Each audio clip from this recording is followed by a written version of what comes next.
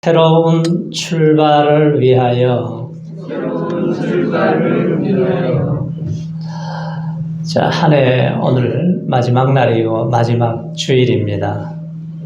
우리 하나님께서 1년 동안 우리를 지켜주시고 보호해주시고 함께해 주셔서 이렇게 예배 드릴 수 있는 것 우리가 생각만 해도 감사하면서 예배 드릴 때에 우리 하나님의 은혜와 축복이 넘치시기를 축원합니다.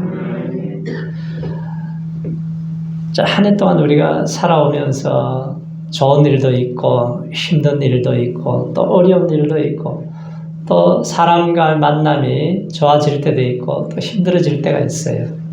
그런데 우리가 살아가면서 힘들 때마다 우리에게 굉장히 도전과 용기를 주는 분이 있습니다.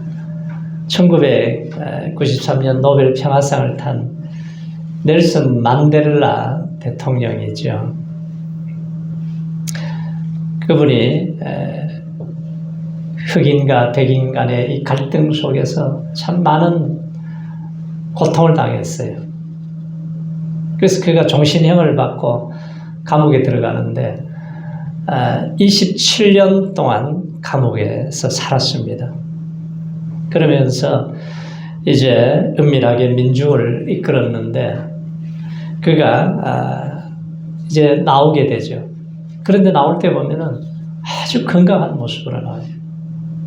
근데 그 마음 속에는 깊은 신앙이 있고 감사하는 마음이 있기 때문에 그 어려운 고난을 잘 이겨냅니다.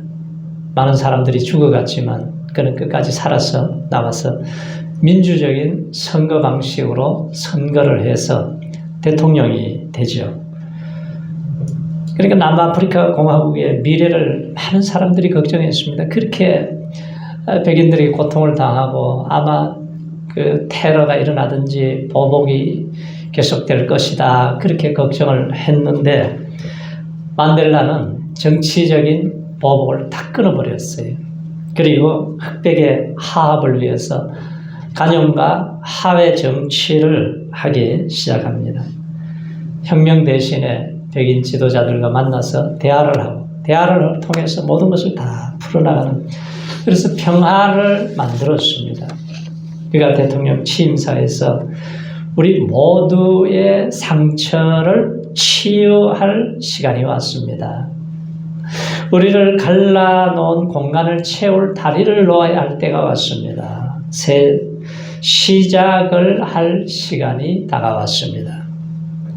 그리고 취임사는 기도로 이루어졌는데 자, 우리 모두에게 정의가 있게 하소서, 우리 모두에게 평화가 있게 하소서, 자, 우리 모두에게 물과 양식과 소금이 있게 하소서, 우리 각자의 육체와 영혼이 이미 자유로워졌다는 사실을 깨닫게 하소서.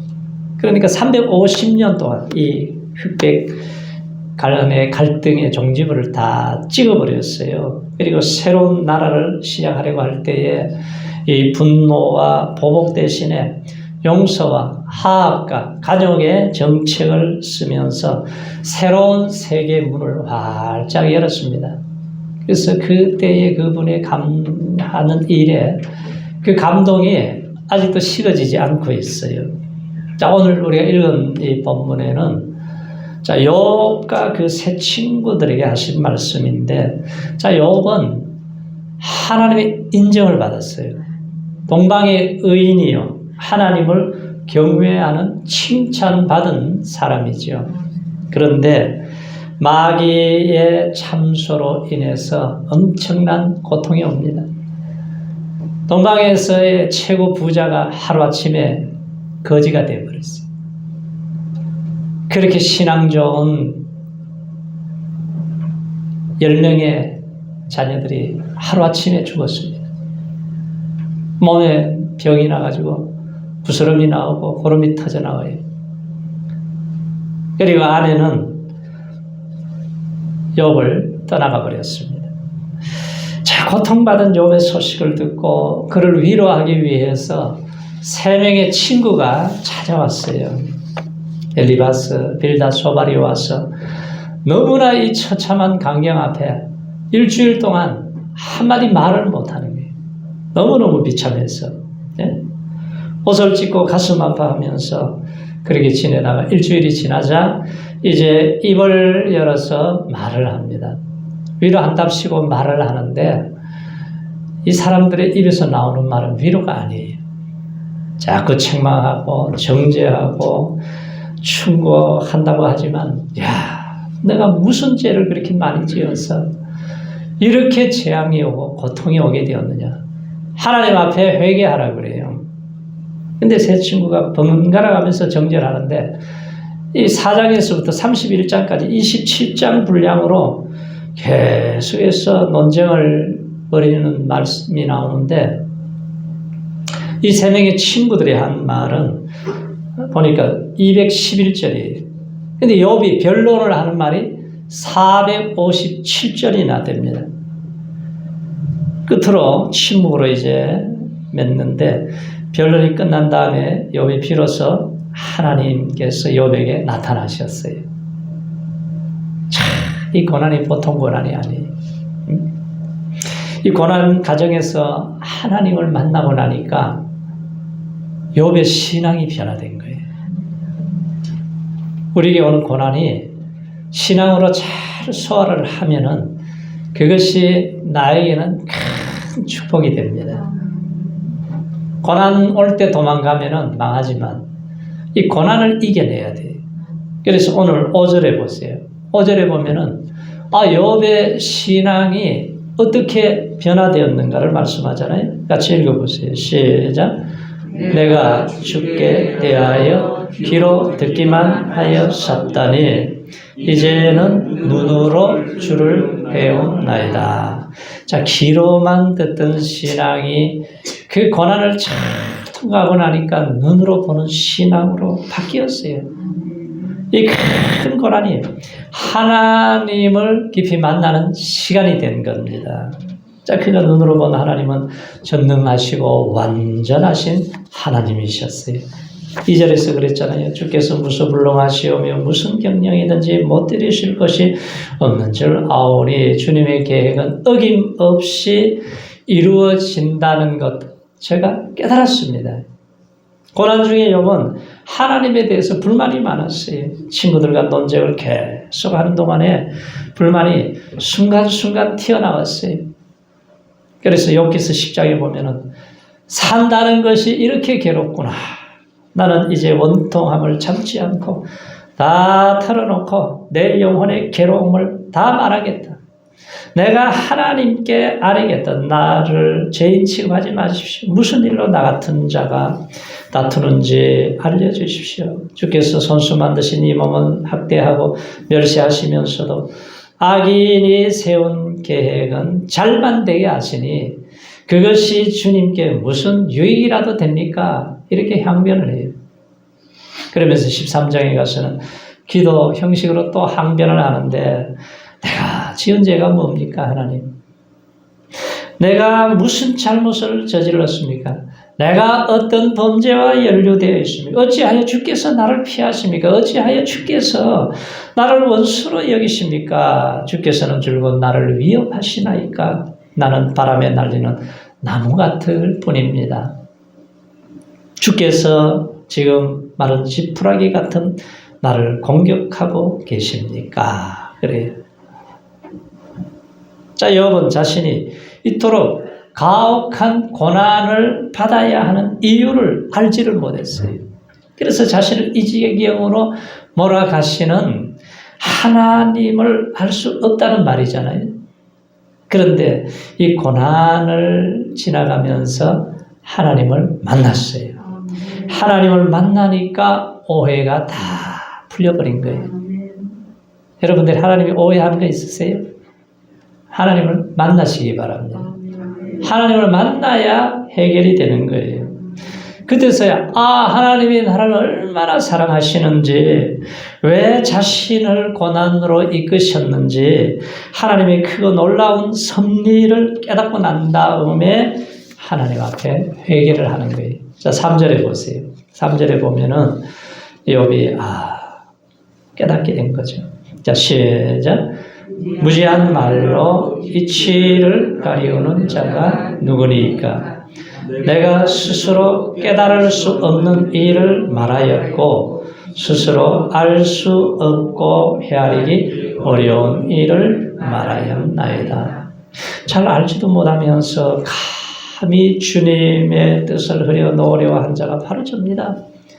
깨닫지도 못하면서 함부로 말을 했습니다. 제가 알기로는 너무나 이게 신기한 일입니다. 자, 이 말에는 우리가 알게 되는 것은 뭐예요? 회개할 수 있는 것도 은혜를 받아야 돼요. 우리가 회개할 수 있는 게 축복이잖아요. 회개만 하면은 모든 문제가 해결이 됩니다. 가룟 유다는 회개를 못해서 망했어요. 베드로는 그렇게 죄를 지었지만 회개함으로 다 회복이 되고 얼마나 위대하게 쓰임받아요. 우리가 살면서 짓는 죄가 얼마나 많은지 몰라요. 그냥 조금만 뭘 해놓고는 그냥 교만에 빠져가지고 계속 떠들어대잖아요, 사람들이. 죄를 지으면서도 하나님을 바로 알지 못하면은 세상에서 내가 의로운 줄 알고 하나님의 자리에 올라가 있으니까 그러다가 망하는 거예요. 한 해 동안 살아오면서 고난을 통해서 우리가 시시각각으로 만나주신 하나님 앞에 이제는 욥처럼 우리가 회개해야 될 때예요. 오늘 우리가 성부 영신 예배 나와서 이제까지 내 속에 쌓여있는 모든 죄악을 다 청산하시기 바랍니다. 버릴 걸 버려야 돼요. 그래야 우리가 새 출발이 되는 거죠. 주님, 우리의 생각으로 말로 지은 죄악을 회개합니다. 내 교만을 아직도 내 속에 있는 이 쓴 뿌리를 뽑아주십시오. 무지해서 악한 것을 생각했습니다. 부정적이고 악의적인 말로 사람들에게 상처 준 일이 얼마나 많았습니까? 나의 허물과 죄를 용서하여 주소서. 회개하면 살 길이 열립니다. 하늘 문이 열리고 축복의 문이 열릴 줄로 믿습니다.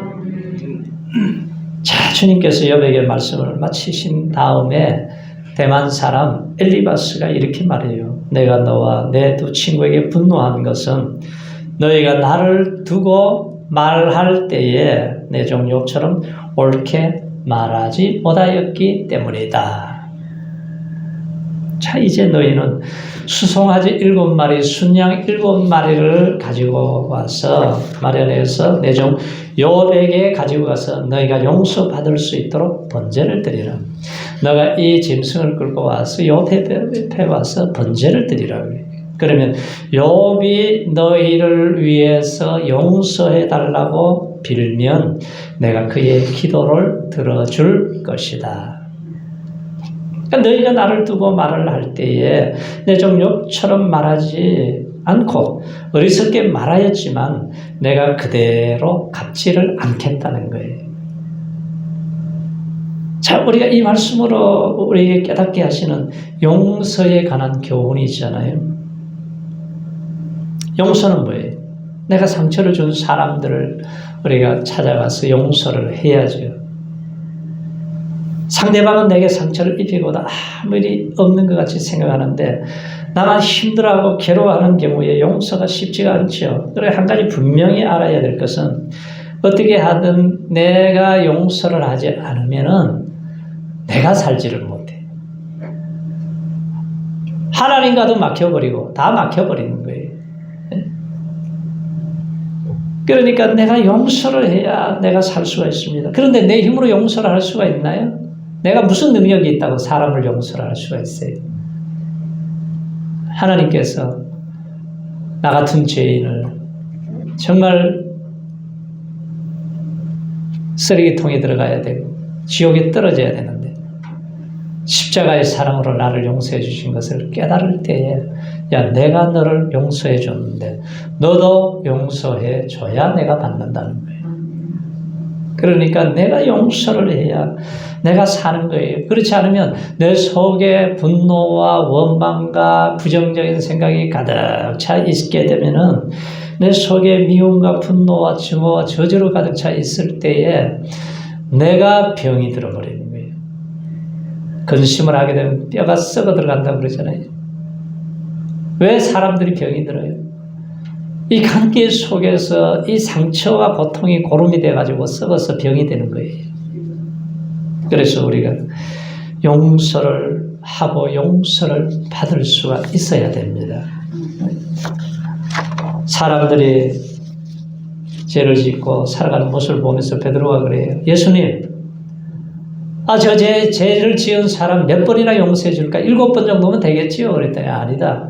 7번씩 70번이라도 용서를 해줘라. 그래.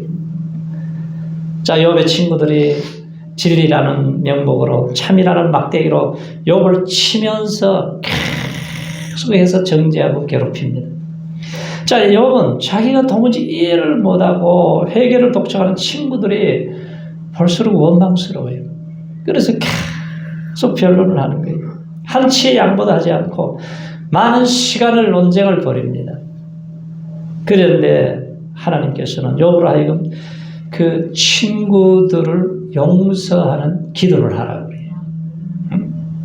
욥의 기도를 들으시겠다고 약속을 합니다. 그래서 중요한 것은 사랑하고 용서하면은 내 기도의 문이 열리게 되는 거예요. 우리가 막 교회 나와서 열심히 기도하는데 기도의 문이 막혀 있으면 응답이 되겠습니까? 응답이 안 되죠. 왜 응답이 안 돼요? 도무지 기도가 되지 않는 경우, 용서하지 못할 때에 관계가 지금 막혀 있기 때문에 응답이 안 되는 거예요. 사람 관계, 가정에서, 부부 관계에서, 사람 관계, 자녀의 관계, 이웃과의 관계, 모든 그런 관계가 막혀 있을 때에 우리 기도 응답이 안 된다는 거예요. 어떤 사업가가 뉴욕에 출장을 가고 있는데 연락이 왔어요. 고등학교 2학년 아들이 상급생에게 폭행을 당해서 죽어버렸다는 거예요. 그래서 모든 일정을 다 취소하고 이제 그곳으로 가고 있는데 마음속에는 막 복수심이 막 이글거립니다. 그래서 이놈을 내가 죽여야 되는 살려야 되느냐, 죽였다가 살렸다가 살렸다 죽였다가 너무너무 힘이 들어요. 그런데 깊이 기도를 하다 보니까 예수님의 십자가에서 죽으시는 모습이 보이는 거예요. 예수님이 나를 위해 십자가에 죽기까지 사랑하셨는데 예수님의 하시는 말씀이 내가 그를 용서할 수 있겠느냐? 용서해야 된다는 거예요. 갈등이 일어나면서도 그 예수님의 그 모습을 보면서 마음에 평안이 찾아왔습니다. 학교에 도착했더니 관계자들이 막 어쩔 줄을 몰라요. 어떻게 해야 될지 몰라요. 그랬더니 부드러운 말로 괴로워하지 마십시오. 우리 아들을 하나님이 데려가셨습니다.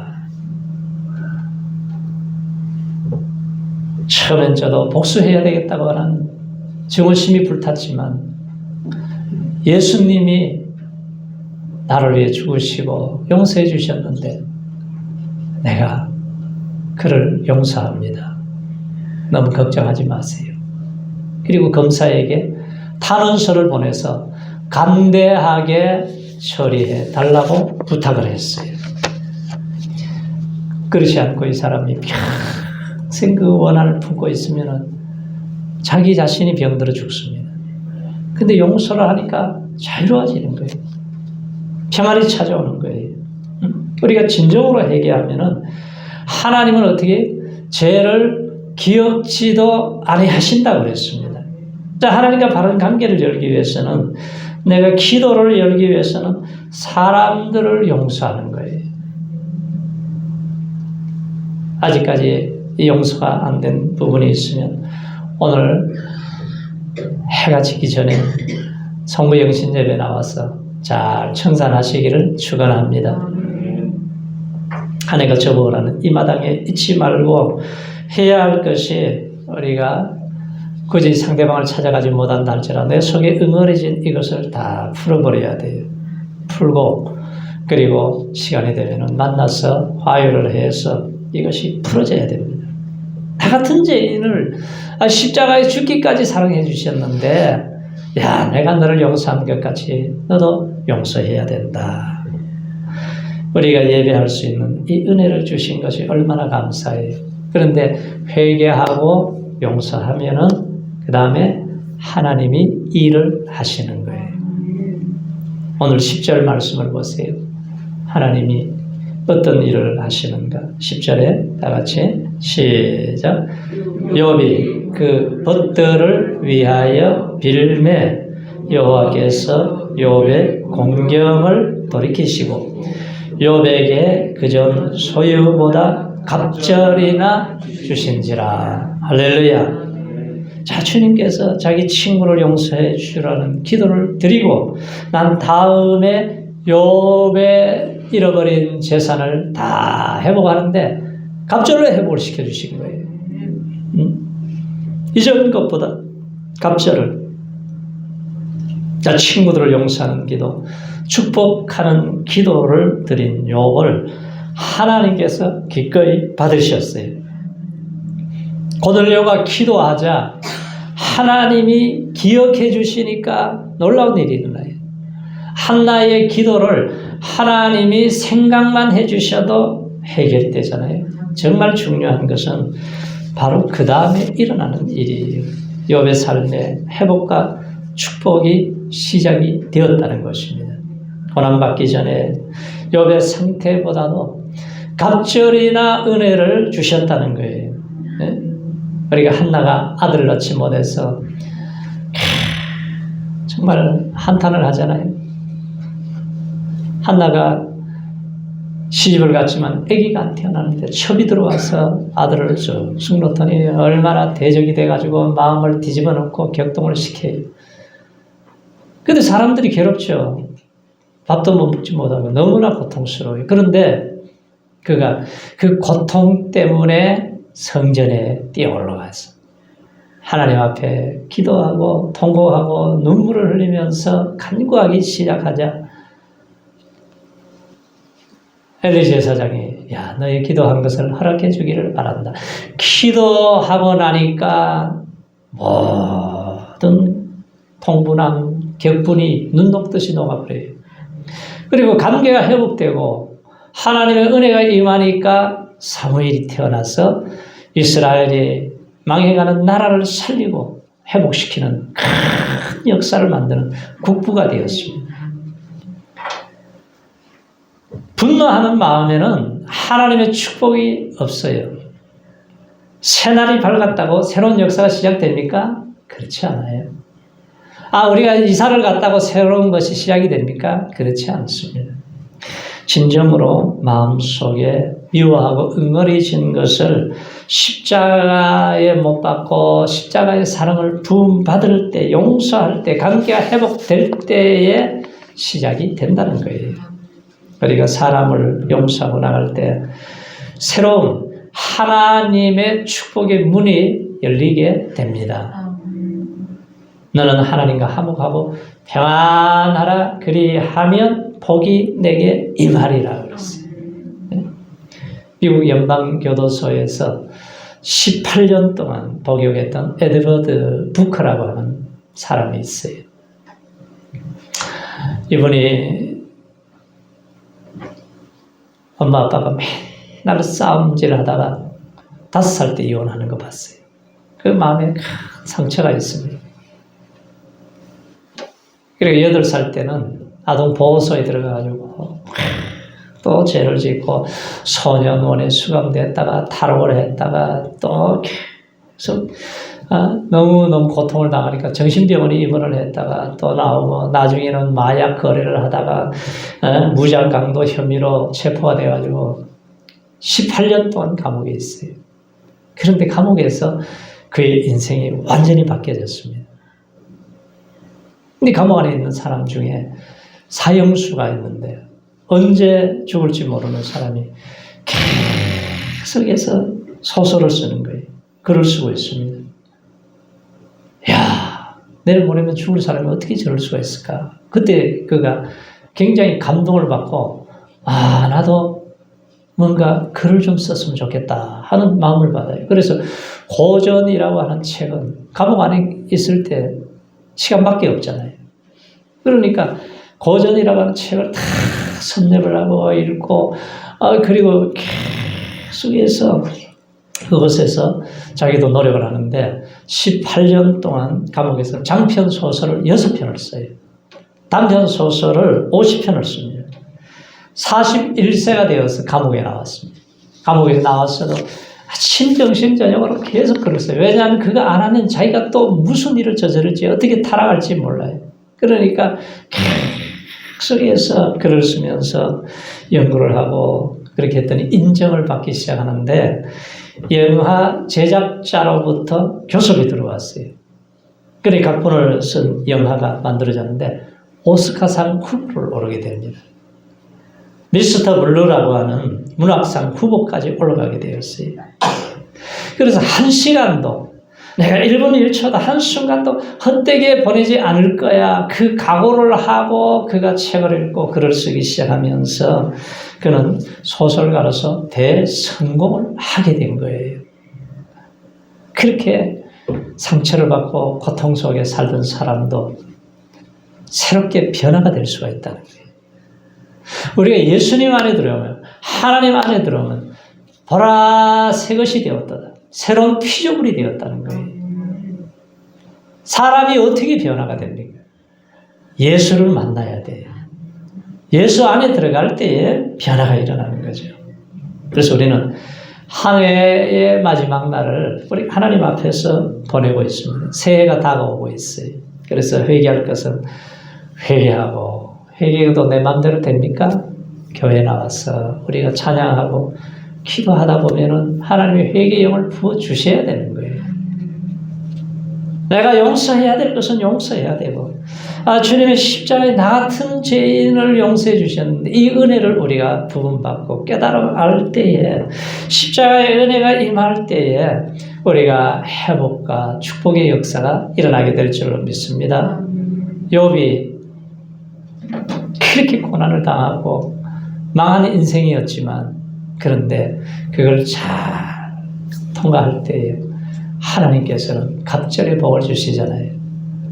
그래서 우리가 맞이하는 새해는 우리 하나님이 갑절의 축복을 예비해 놓은 거기에 은혜의 주인공들이 다 되시기를 축원합니다. 할렐루야.